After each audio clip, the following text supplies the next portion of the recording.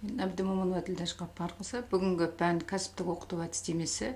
Дәрісіміздің тақырыбы кәсіптік оқытудың дидактикалық жүйесі. Кәсіптік оқытудың негізгі жүйелеріне сипаттама. Қарастыратын сұрағымыздың бірі. Екінші, дидактикалық жүйелердің кәсіптік оқыту үдерісінде оқушылардың білімі мен іскерлігі мен дағдысының деңгейіне сәйкес қолданылуы. Мақсаты бүгінгі дәрісіміздің кәсіптік оқыту жүйесімен танысу және талдау жасау. Енді ой толғау картасына тоқталсақ, кәсіптік оқытудағы жүйелер.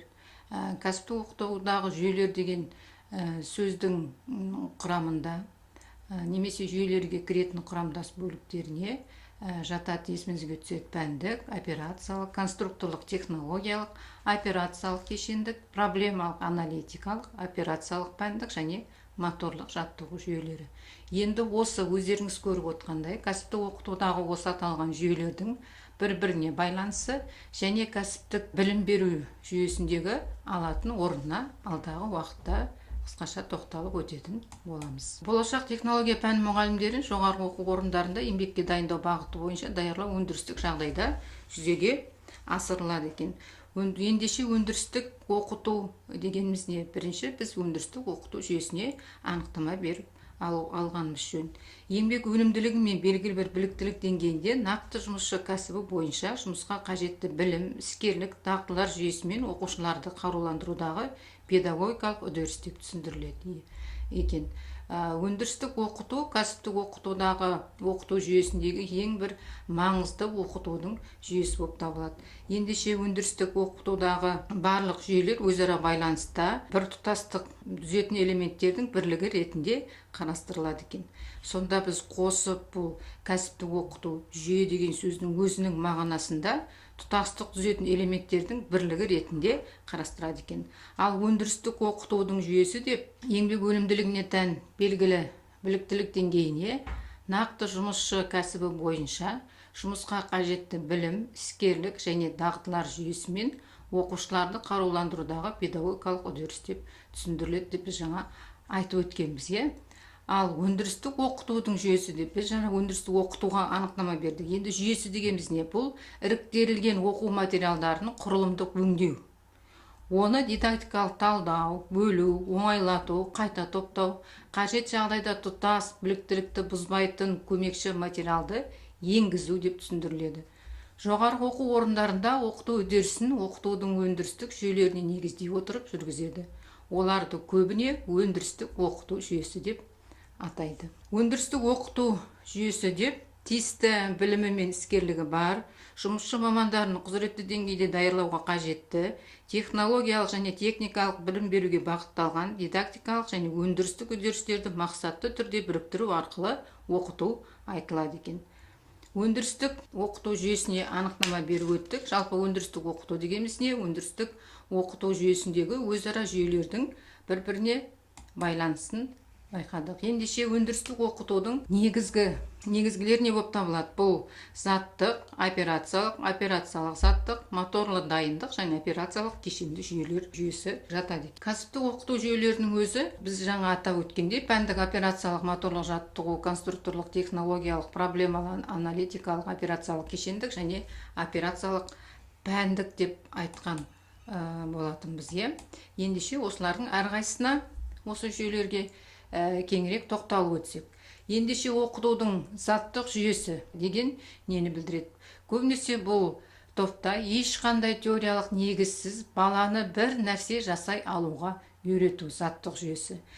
Алдын ала теориялық материалдар, ол заттың қалай жасалатындығы, неден жасалатындығы, қалай жасалатындығы туралы теориялық білім берместен, бұл жерде оқушылар не істейді? Бірінші затты жасаудан бастайды екен.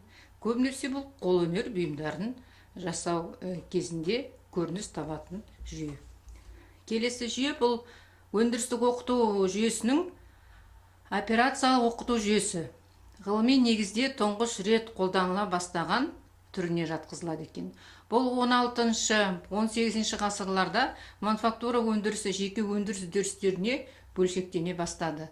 Міне сол кезден бастап өндірістік оқытудағы операциялық оқыту жүйесі енгізіле бастаған екен. Сонымен қатар осы ғасырларға тән 1935-36-37-60 жылдарды қамтитын жұмысшылар даярлау алға қойыла бастаған болатын. Бұл жерде педагог инженерлер, педагог ғалымдар даярлау алдыңғы кезекте тұрды. Ендеше бұл уақытта операциялық кешенді немесе комплексті жүйе іске асырыла бастады. Бұл операциялық кешенді жүйенің өзі 4 кезеңнен тұратыны анықталған болатын. Ең бірінші кезеңі бұл кіріспе кезеңі. Кіріспе кезеңі нені қамтиды? Кәсіптік білім берім сипатымен, жұмыс орын ұйымдастыру, оқу шеберханасының ішкі ережелері, техника қауіпсіздігі, өртке қарсы шаралар, өндірістік гигиена тазалық мәселелерімен айналысуды қамтиды бірінші кезеңде. Екінші кезеңі бұл игеру кезеңі деп аталады. Негізгі еңбек операцияларын орындау тәсілдерінің реті, әрекеттер мен операцияларды орындау жұмыстарына машықтануды көздейді. Келесі үшінші кезең бұл жетілдіру кезеңі.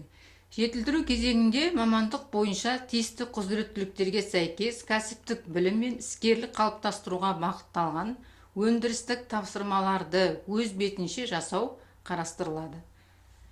Келесі төртінші соңғы кезең бұл аяқтаушы кезең.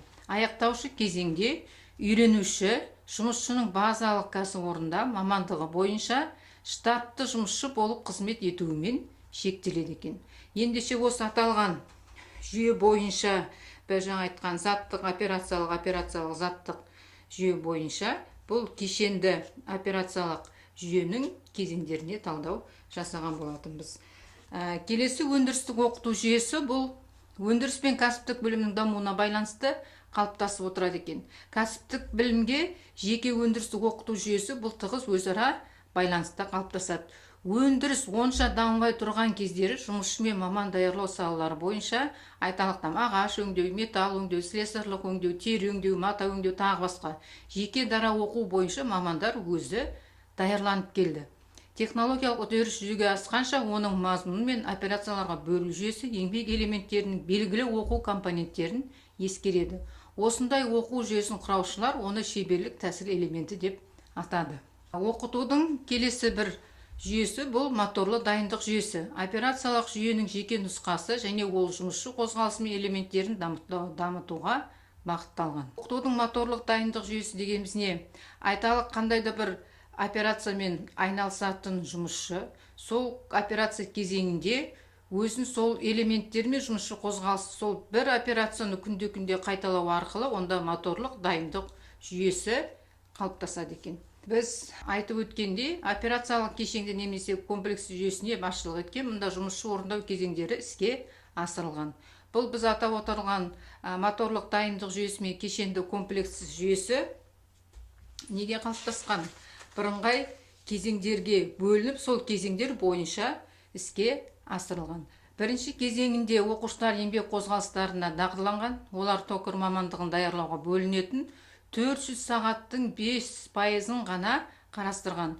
Оқытудың негізгі тәсілдері моторлық дайындық жаттығуларын орындаумен шектелген. Бұл жерде қарап отқанымыздай көңіл неге бөлінген? Көбінесе қандай бір операциялық жүйелердегі жаттығуларды қайта орындап қайталау арқылы бұл жерде оқушылардың еңбек қозғалыстарына көңіл бөлініп, солардың дағдысы дамуына өте көңіл бөлген. Бұны бөлінген сағаттан да байқауға болады, 400 сағаттың 5%-ын қарастыратын болған. Келесі екінші, үшінші және төртінші кезеңдерге тәсілдер, яғни амалдар мен операциялар, кешенді операциялар өздігінде жасайтын жұмыстар болып табылады. Енді бұл жердегі кешенді операциялар немесе өздігінен жасайтын жұмыстар дегенімізді қалай түсінеміз? Кешенді операциялар дегеніміз бір бұйымды, бір затты жасау барысында толығымен қолданылатын операциялар жиынтығы. То есть бұл затты бастаудан бастап соңғы аяқтау кезеңіне дейінгі қамтитын операциялар жиынтығы болып табылады. Тәсілдер мен қозғалыстарының құрылымын үйрету, еңбек үдерістерін тиімді ету мен еңбек өнімділігін көтеру жағдайларында қалыптасады. Оның маңыздылығы осы кезге дейін өз орнын жоғалтқан емес. Тұтас кешенді пайдалы жұмыстарды орындау өндірістік оқыту тәсілдерін ұйымдастырудың негізгі тармағы болып табылады. Оқыту жүйесін жалпы сипаттау мен топтастыруға техника мен өндірістің дамуы, Соған сәйкес кәсіптік техникалық білімнің қажеттілігі мен сұраныстың болуы негіздеме болады. Бұл КСРО кезінде 19 ғасырдың 80 жылдары ғалым Кверляк методы исследования профессиональной педагогики деп аталатын іргелі және өте құнды еңбегінде дидактика мен кәсіптік техникалық педагогика қандай сұрақтарға жауап беруді қарастыру керек дей келе, оларды төртке жіктейді.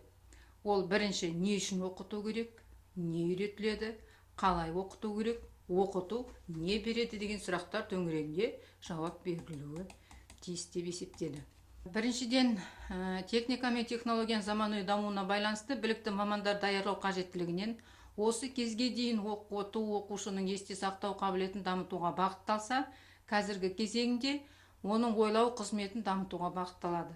Халқымыздың бұлақ көрсең көзін аш деп даналық сөзі осы кездегі не үшін оқыту керек деген сұрақпен үндеседі. Екіншіден, не үйретіледі? Оқыту үдерісін ұйымдастырудың ең маңызды мәселелердің бірі жеке оқу пәндерінің мазмұнын жетілдіру арқылы әдіснамалық негізделген оқыту практикалық жұмыстардың нәтижелі өтуін мұқият қадағалау керек. Маманға қойылатын құзыреттілік талаптарға сай оқыту мен практикалық жұмыстар толықтай игерілгені жөн. Бұл не үйретіледі дегенге байланысты оқыту практикалық жұмыстардың нәтижелі болуы, қатаң бақылануы. Келесі, бұл үшінші сұрақ бойынша қалай оқыту керек екендігі қарастырылады. Оқу үдерісінің нәтижесі оқушының білім беру іскерлігі, құзыреттілігі, ғылыми негізде оқыту мен түсіндіру, оқушылар білімін бағалауда нақты талап қоя білуі, сұрақ қоя білу арқылы оқушылардың ынтасын, қызығушылығын оята білу, педагогика ғылымында қалыптасқан көптеген құнды ережелер мен заңдылықтарды негізге ала отырып оқыту. Каменский айтқанда, кім аз білсе, сол аз үйретуі мүмкін дегенді оқушылар қауымына айтылған сын деп түсіндіріледі екен еңбегінде. Соңғы сұрағы бойынша ғалымның айтқан оқыту не береді деген төртінші сұрақ студенттер қауымына көбірек қатысты. Өйткені оқытушы оқытады, ал студент оны қабылдауға тиісті. Әрине, ол көп факторларға байланысты: түйсіну, қабылдау, ойлау, түсіну, тағы басқа сол сияқты. Сондай-ақ оқыту материалының базаға, оқу әдістемелік кешендермен қамтамасыз етілуге, студенттің оқу білімдері мен ортасына тағы басқа көптеген факторларға байланысты оқытудың не беретіндігін анықтауға. Дегенмен операциялық кешенді жүйенің өзіне тән кемшіліктері бар. Біз жаңа бірнеше артықшылықтарын айтып өттік. Енді кемшіліктері кешенді жұмыстарды оқушылардың өндіріс орындарында жалғастыру қиындық туғызады. Олардың қызметі жұмысшы іс-әрекетін атқаруға бағытталды. Орталық еңбек институтының жүйесі техниканың дамуы мен технология жабдықтары жетілуіне байланысты маңызды орын алатын уақыт өлшемін жеке есептеу қызметін айқындады. Орталық есептеу институттарының жүйесінде өз міндеттерін шығармашылық түрде орындай алатын жұмысшылар дайындау міндетімен қойылды. Жұмысшыларға дайындау міндеті қойылды. Автоматтандыру және механикаландыру үдерісінің жетілуіне байланысты жаңа жүйелерді басқаратын мамандар қажет болды. Міне осыған байланысты келесі бір жүйенің керек екендігі өзінен өзі айқындалып тұр. Ендеше келесі жүйенің бірі бұл конструкторлық технологиялық жүйе. Конструкторлық технологиялық жүйе өздеріңіз слайдтан көріп отырғаныңыздағыдай, бұл ғылыми маман институттарын кәсіби бағдар беру бағыттарында көбінесе 5-7 сынып оқушыларын еңбекке баулу бағдарламасын әзірлеуде қолданыс тапты бұл жүйе. Конструкторлық технологиялық жүйе. Бұл жүйенің негізгі идеясы оқушылардың орындаушылық, шығармашылық іс-әрекеттерін үйлестіру. Осы жүйеге сәйкес еңбек объектісін дайындауда алдымен оның конструкциясын және технологиясын әзірлеу қажет болды. Сонымен бұл жүйеде оқушылар алдымен бір қатар техникалық сұрақтарды шешеді. Содан кейін барып бөлшекті өңдеуді, оларды құрастыруды орындайды екен. Енді бұл аталған жүйеден біз байқап отырғанымыздай, алдыңғы жүйелерден қарағанда ең бірінші оқушы алдын ала жасалатын зат туралы мәліметтер, техникалық, технологиялық құжаттамалардың барлығын әзірлеп, содан кейін барып, сол сұрақтарға жауабын тапқаннан кейін бар бөлшектеуді және құрастыруды, затты жасауды. Ендеше біз аталған көп жүйелерге анықтама беріп өттік. Еңбек технология кәсіптік оқыту жүйелерінің ұғымына, кәсіптік оқыту негізгі жүйелеріне сипаттама беріп көрейік бойынша. Енді бекіту сұрақтары. Еңбек өнімділігіне тән белгілі бір еңбек өнімділігіне тән белгілі біліктілік деңгейінде нақты жұмысшы кәсібі бойынша жұмысқа қажетті білім, іскерлік және дағдылар жүйесімен оқушыларды қаруландырудағы педагогикалық үдеріс не деп аталады? Жауап берсек, ол қандай жүйе бізде? Конструктивтік технологиялық жүйе емес екен, оқытудың дайындық жүйесі емес екен, және ол бізде не деп аталады? Өндірістік оқыту деп аталады екен. Дұрыс жауабы өндірістік оқыту. Келесі, өндірістік оқытудың негізгілері. Өндірістік оқытудың негізгілері не болып табылады бізде? Заттық, операциялық заттық, пәндік жатпайды, конструкторлық жатпайды, операциялық кешенді жүйе және проблемалық аналитикалық жатпайды екен. Өндірістік оқытудың негізгілерінің барлығын біз жәшікке жинадық. Келесі, оқытуды бүгінгі түсінген дәрістегі жүйелердің барлығын квиз бағдарламасы бойынша оқытудың жүйелеріне анықтама, оның белгілері бойынша тест арқылы өздеріңіздің білімдеріңізді бекітуге болады. Дәрісіміз аяқталды. Көңіл қойып тыңдағандарыңызға рахмет.